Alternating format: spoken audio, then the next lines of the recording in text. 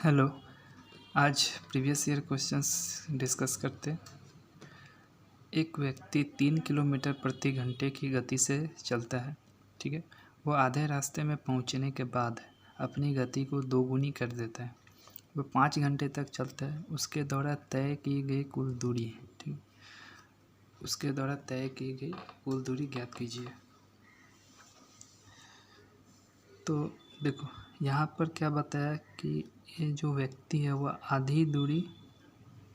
आधे रास्ते में पहुंचने के बाद, ठीक है, यानी आधा दूरी गया है और बाद में फिर आधा दूरी गया, यानी डिस्टेंस क्या है, इक्वल है, ठीक है। आधी दूरी गया फिर आधी दूरी, यानी दूरी आपस में बराबर है। तो जब भी डिस्टेंस इक्वल हो तो समय और स्पीड आपस में रेसिप्रोकल होते हैं, ठीक है। स्पीड और टाइम ये आपस में रेसिप्रोकल होते हैं, उल्टे हो जाते हैं, ठीक है। जैसे यहाँ पर क्या दिया है, आधे रास्ते में पहुँचने के बाद वो अपने गति को दोगुनी कर देता है। पहले वो 1 का स्पीड से जा रहा था, बाद में उसके स्पीड को बढ़ा करके 2 गुना कर दिया, ठीक है, 1:2। तो टाइम क्या होगा, 2:1, रेसिप्रोकल, ठीक है, रेशियो का उल्टा, है ना।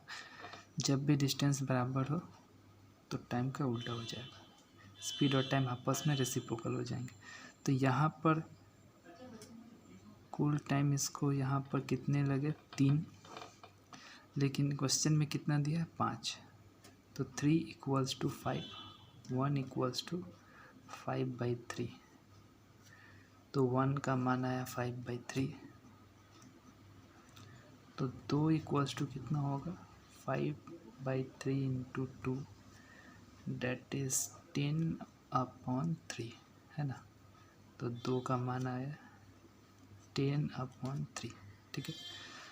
तो 1 का स्पीड से जाएगा तो उसको इतना टाइम लगेगा, ठीक है। 2 का स्पीड से जाएगा तो उसको इतना टाइम लगेगा, है ना। तो इस रेशियो को आपस में गुना नहीं करना है। डिस्टेंस निकालने के लिए इस रेशियो को आपस में मल्टीप्लाई नहीं करना है, ठीक है। अभी उसके द्वारा तय की कुल दूरी डिस्टेंस पूछा है, तो डिस्टेंस होता क्या है, स्पीड इनटू टाइम, ठीक है। तो पहले जा रहा था 3 किलोमीटर प्रति घंटे की गति से, तो उसको कितने टाइम लगा, 10/3। उसके बाद क्या किया, वो आधे रास्ते पहुंचने के बाद अपनी गति को 2 गुनी कर दिया, यानी 3 का स्पीड से जा रहा था पहले, अभी जाएगा 6 का स्पीड से, है ना। तो 6 का स्पीड से जाएगा तो उसका टाइम लगेगा 5/3, ठीक। यहाँ तो रेशियो था, रेशियो को आपस में गुना नहीं करेंगे, ठीक है। तो इसको कुल दूरी इसने कितना तय किया, 3 से 3 कट गया, 10 + 3 2 6 5 2 10, यानी 20 किलोमीटर, ठीक है, आंसर। नेक्स्ट क्वेश्चन है कि एक बहुभुज यानी पॉलीगॉन, एक बहुभुज की 9 भुजाएं हैं, उसका प्रत्येक आंतरिक कोण कितना होगा, ठीक है।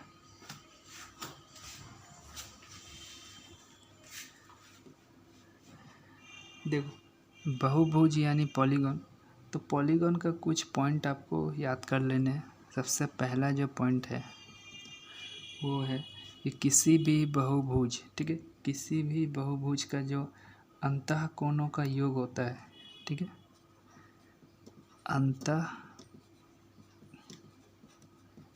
कोणों का योग किसी भी रेगुलर पॉलीगॉन में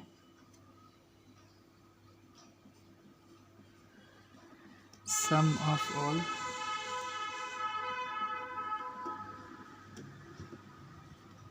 इंटरनल एंगल,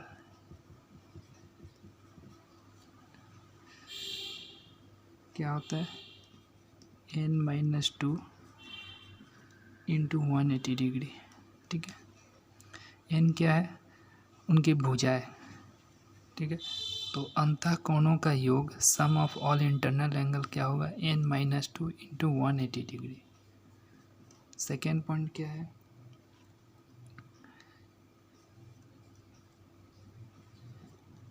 सभी बाह्य कोणों का योग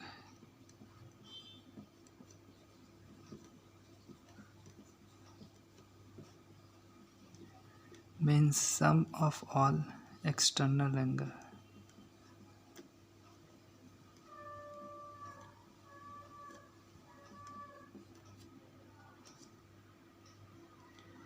ये होता है 360 degree and that is fix. ठीक है, ये फिक्स है, ये फिक्स नहीं है। यहाँ सम ऑफ ऑल इंटरनल एंगल क्या होता है, n-2 इंटू 180 डिग्री। ठीक है, n क्या है, भुजाएं हैं, बहुभुज की पॉलीगन की भुजाएं, और जो सम ऑफ ऑल एक्सटर्नल एंगल होता है वो होता है 360 डिग्री। ठीक है, और थर्ड पूछता है विकर्णों का योग।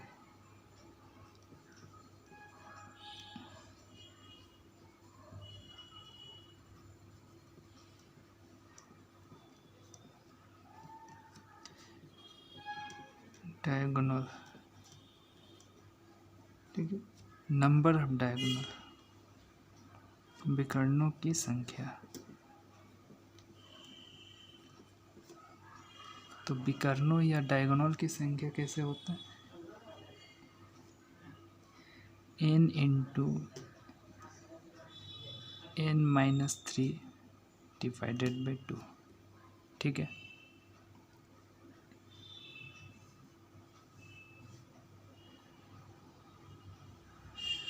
n into n-3 divided by 2 ये होता है डायगोनल। ठीक है, विकर्णों की संख्या, नंबर ऑफ डायगोनल।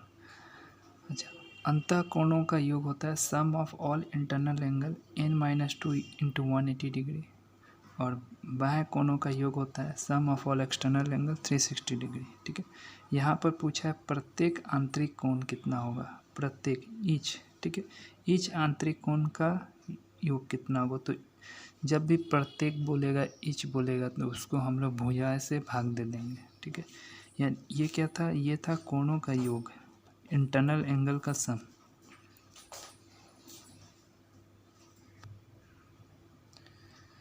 तो यहाँ क्या पूछा, प्रत्येक आंतरिक कोण। तो जब भी प्रत्येक आंतरिक कोण पूछेगा तो उसके सम ऑफ ऑल इंटरनल एंगल में, सम ऑफ ऑल इंटरनल एंगल में नंबर ऑफ भुजाएं से भाग दे देंगे। तो यहाँ सम ऑफ ऑल इंटरनल एंगल क्या है, n-2 into 180 degree divided by उसकी भुजाएं कितनी है, 9। ठीक है, और n का मतलब भी भुजाएं होती है, तो 9-2 into 180 degree divide by 9 comes to the 7 into 180 degree divide by 9, 9 to 18, and it will be 140 degree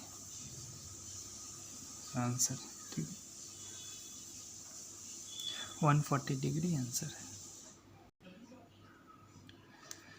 question क्या है, एस और टी एक काम को 50 दिनों में पूरा कर सकते हैं। ठीक है, उन्होंने 20 दिनों तक एक साथ काम किया, और उसके बाद ठीक है, बताइए कितना काम बाकी रह गया है। ठीक है, 20 दिनों तक एक साथ काम किए हैं और छोड़ दिए 20 दिन बाद, तो अभी कितना काम शेष रह गया ये बताना है। अच्छा, बहुत सिंपल क्वेश्चन है। तो दोनों मिल कर के 50 दिन में पूरे करते हैं। एस और टी मिल करके अगर काम करते हैं तो काम को 50 दिन में पूरे करते हैं, 50 दिन में। तो एक दिन में दोनों मिलकर कितना काम करेंगे, 1/50 काम। ठीक है, 1/50 समझ में आया। ये इनका हो गया एक दिन का काम। एक दिन में एस और टी मिल करके 1/50 काम करते हैं। तो 20 दिन में एक साथ कितना काम करेंगे, एक दिन में करते हैं 1/50, तो 20 दिन के लिए इंटू 20, इट विल बी 2/5 यानी 2/5 काम। ठीक है, कंप्लीट है। 2/5 2/5 काम अगर कंप्लीट है तो बचा कितना, तो शेष काम, कोई भी काम पूरा एक होता है, ठीक है, उसमें से 2/5 काम कंप्लीट हो गया तो कितने बचे, 5-2/5 है, 3/5 आंसर। समझ में आया। नेक्स्ट क्वेश्चन, cos -78 डिग्री का मान कितना होगा, ठीक है। ये क्वेश्चन, इस टाइप का क्वेश्चंस पहले भी मैं बताया हूँ, तो अभी देखो, cos -थीटा और sec -थीटा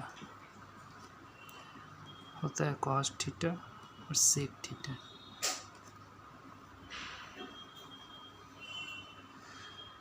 इन दो को छोड़ करके cos और sec, इन दो को छोड़ के किसी का भी एंगल अगर नेगेटिव में है तो उसका वैल्यू, उसका मान भी नेगेटिव में आएगा, ठीक है। सिर्फ cos और sec अगर नेगेटिव में है तो भी पॉजिटिव में आएगा, ठीक है। इन दो को छोड़ करके किसी का भी अगर एंगल नेगेटिव में है तो वो नेगेटिव ही रहेगा। तो सबसे पहले cos -780 डिग्री को लिखोगे cos 780 डिग्री, ठीक है, क्योंकि ये cos में है, ठीक, cos, और मैंने क्या बोला कि cos अगर नेगेटिव में हो तो भी वो पॉजिटिव होगा।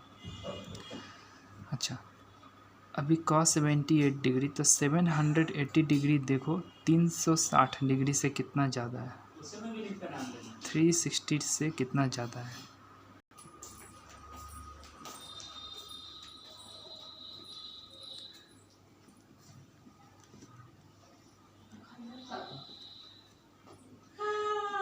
तो आपको जो है वो 60 डिग्री आया, यानी आपको जो है मान निकालना है वो 60 डिग्री का ही निकालना है, यानी cos 60 degree equals to 1/2 answer, ठीक है। नेक्स्ट क्वेश्चन, ठीक है, क्वेश्चन है 13, 14, 13, 12, 15, 21, 16, 18, 13 का रेंज, बहुलक तथा माध्यिका ज्ञात कीजिए। तीनों ज्ञात करने बोला है। सबसे पहले देखते हैं रेंज, ठीक है। रेंज को ही बोलते हैं परिसर,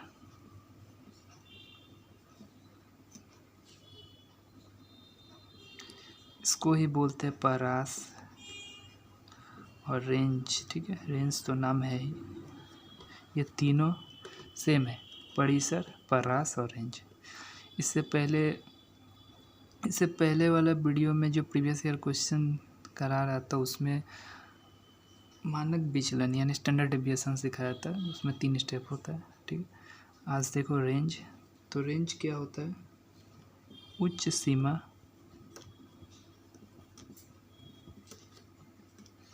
माइनस निम्न सीमा,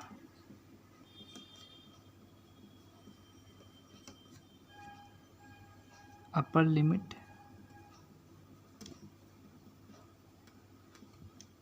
माइनस लोअर लिमिट, ठीक है। समझ में आया, ठीक। सबसे बड़ा नंबर लेंगे और सबसे छोटा वाला नंबर लेंगे।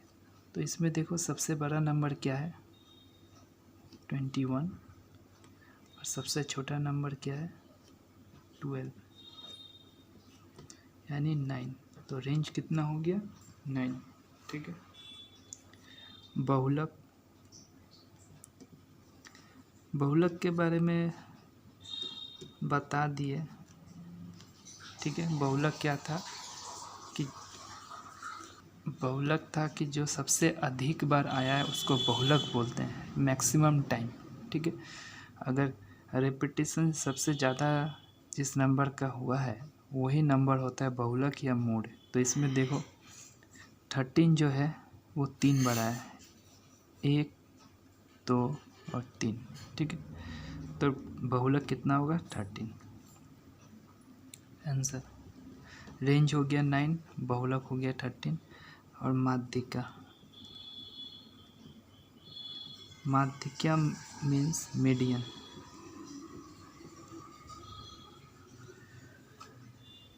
जब भी माध्यिका निकालना हो, मीडियन निकालना हो, तो सबसे पहले नंबर्स को असेंडिंग ऑर्डर या डिसेंडिंग ऑर्डर में सजा लेना। ठीक है, असेंडिंग ऑर्डर या डिसेंडिंग ऑर्डर में, आरोही क्रम में या अवरोही क्रम में। ठीक है, तो इसको असेंडिंग ऑर्डर में अगर हम सजाए, यानी बढ़ते हुए क्रम में सबसे छोटा लेंगे, फिर उससे बड़ा, फिर उससे असेंडिंग ऑर्डर। तो सबसे छोटा क्या हो गया यहाँ पर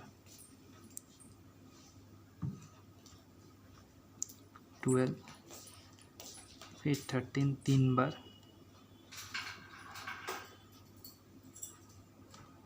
फिर है 14,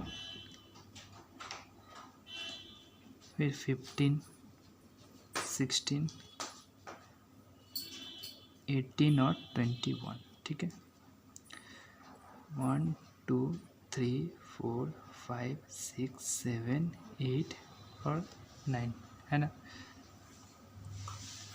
तो जब भी टर्म्स की संख्या अगर विषम हो, ठीक है, पदों की संख्या अगर विषम हो, तो जो मिडिल वाला नंबर है वही मीडियन होता है।